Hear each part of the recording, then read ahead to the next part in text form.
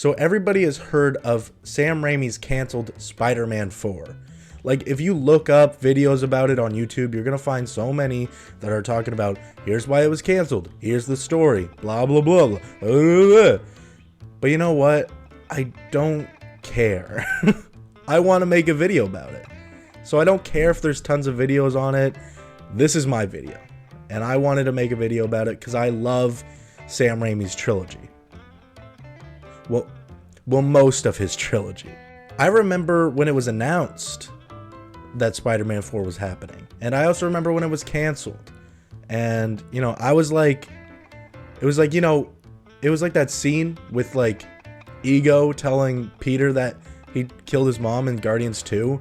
But like, I'm Peter and Sony is Ego.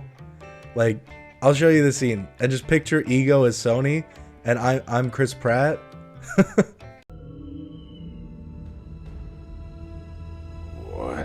No, all right. I know that sounds bad. So yeah, I was like 9 years old when it happened, like when they canceled it. So imagine like a young version of me just sitting on his bed, just like fuming with anger. Like, that's what I was like. And as a guy who is now in his 20s, I'm still pretty upset about it because I think that it would have given us the proper goodbye to Tobey Maguire's Spider-Man. Now, I know he is in No Way Home, obviously, but I don't feel like that is a goodbye movie. It's not a send-off. It's more or less just, he comes in, it's like, oh, he's back, yay, that's awesome. And then he kind of plays the role model role, and then he also just, he doesn't get a real send-off, honestly. It's, if anything, it's more of setup for another movie he could appear as a Spider-Man. So it wasn't really a send-off movie for him. But yeah, it sucks that we didn't get Spider-Man 4. And you know what sucks more? It probably would have been the best Spider-Man movie. So let's just get into it. Let's talk about Sam Raimi's Spider-Man 4. Our journey begins in 2007 with the release of The Big Bang Theory. Ha! Gotcha, dummies. I'm talking about the release of Spider-Man 3. Despite getting mixed reviews, Spider-Man 3 destroyed the box office in 2007. So Sony was like, well, you know what? We like money, and Spider-Man makes a lot of money, so let's just make Spider-Man 4 and milk that cow until she's dry, baby.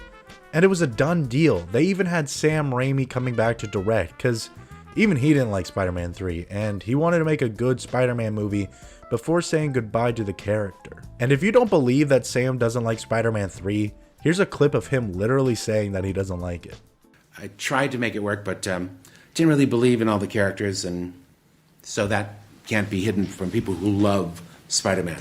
If a director doesn't love something, it's wrong of them to make it. So Sam was back in the director's chair, and Tobey was back as Spidey. So now it was time to get writing. So right now, let's get into what the story would have been.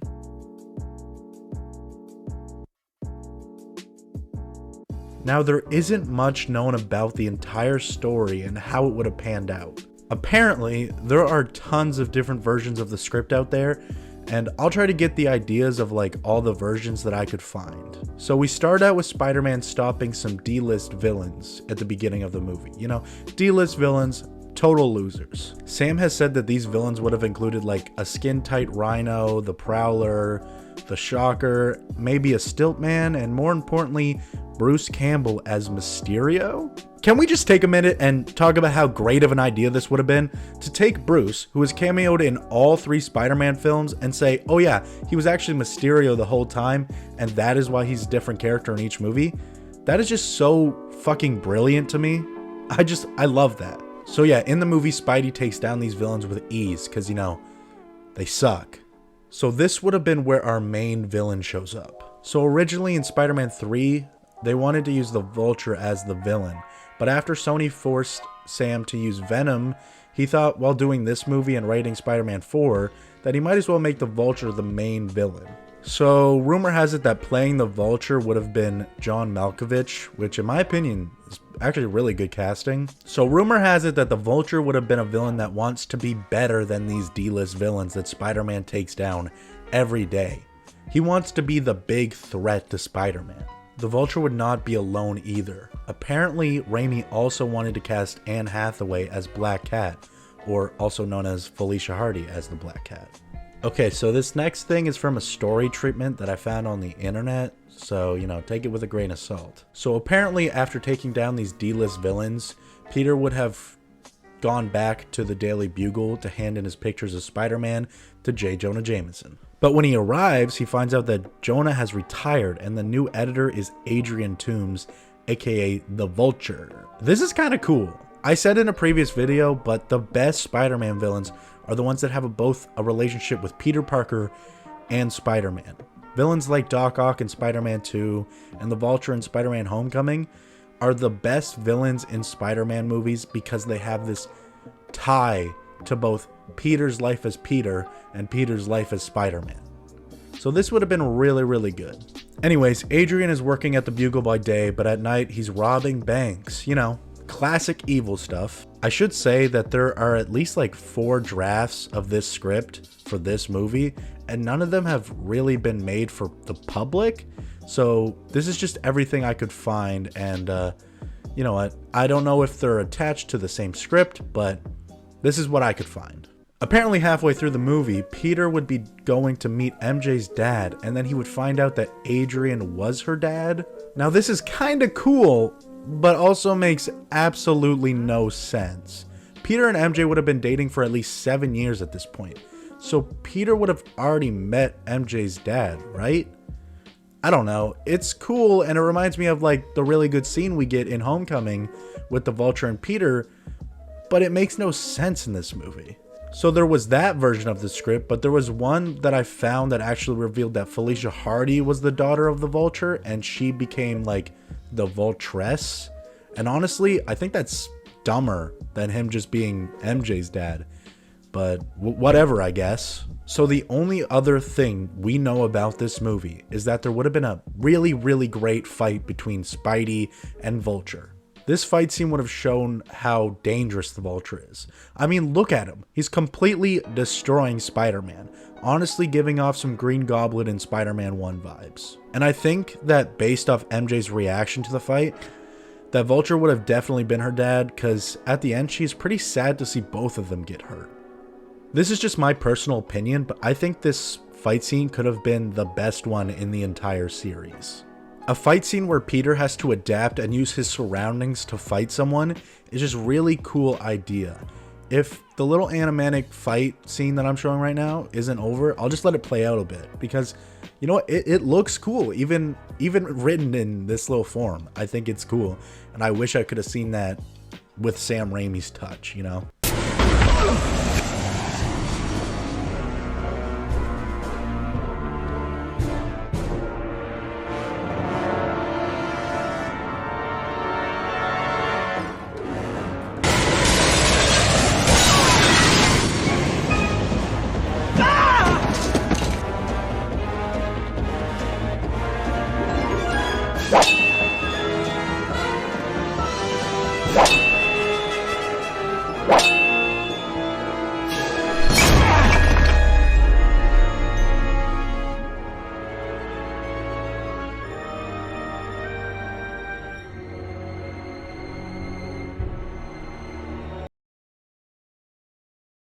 Now, I'm pretty upset when I say this, but this is all the story stuff I was able to find.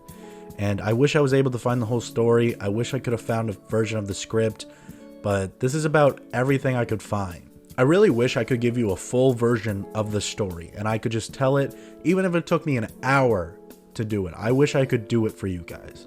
But the problem is that there are no scripts that I can find. Now, if you do find story stuff for this movie, send it my way, like DM me on Twitter, or just like, let me know that you found more story about Spider-Man 4. Anyways, right now you might be thinking, Spencer, why do you think this movie would have been so good? Well, it's actually pretty simple. Sam Raimi is a good director who makes good movies. Sam Raimi is a director that I look up to a lot. I mean, as of writing this, his Doctor Strange movie isn't out yet, but goddamn, it looks amazing. I mean, it's the first MCU movie in a while to have actual color grading, so it looks awesome. I am also on record as saying that Spider-Man 3 is barely a Sam Raimi movie. In reality, it is a movie that is made entirely by Sony that kind of just looks like a Sam Raimi movie. You know what I mean? If he was given complete control over Spider-Man 4, he could have made the best Spider-Man movie. Plus, Sam Raimi hated Spider-Man 3 and was hell-bent on making 4 the best Spider-Man movie of them all. Little did he know that this would have also been the reason it would get canceled. So let's get into that. Let's get into why it was canceled.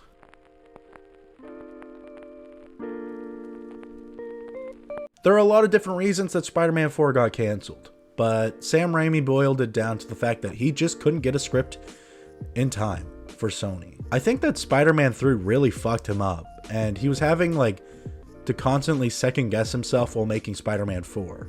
Like I said, there were multiple versions of the script for Spider-Man 4, and I feel that it was because Sam was too worried that no one would like Spider-Man 4, just like they didn't like 3.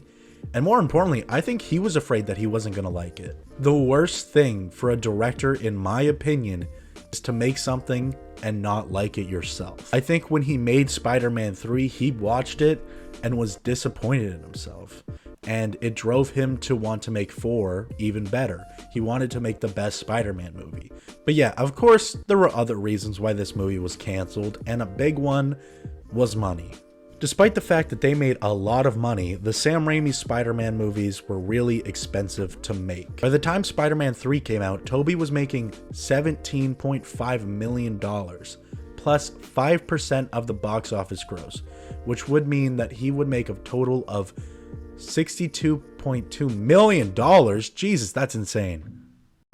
So yeah, it should come as no surprise that Sony was thinking of rebooting the whole thing with a new actor and a new director for a new Spider-Man movie. Sam Raimi has said before that he believes that Sony was always planning the reboot behind his back, which is kind of fucked up. All in all, if I had to give one reason that this movie was canceled, it was probably because Sony got nervous with how long it was taking Sam Raimi to get the script ready for Spider-Man 4. And they just wanted another Spider-Man movie, so they could make some bank and also keep the rights to the character, hence why The Amazing Spider-Man exists.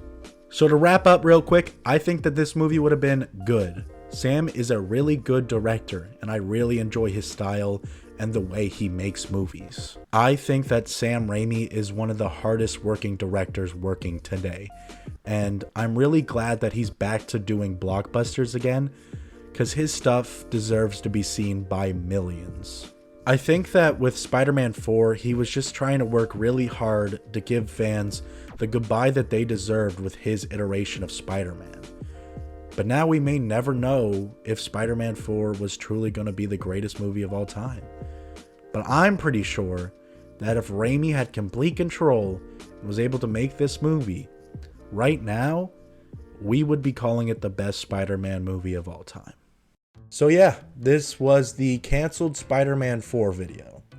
If you liked this video and you liked me talking about canceled movies, let me know, because I like looking up this stuff. I like doing research about canceled movies, and this was really fun for me to do, so let me know if you want me to do more. Remember to like and subscribe, and remember guys, stay safe, stay healthy, and stay sexy. Okay. Bye.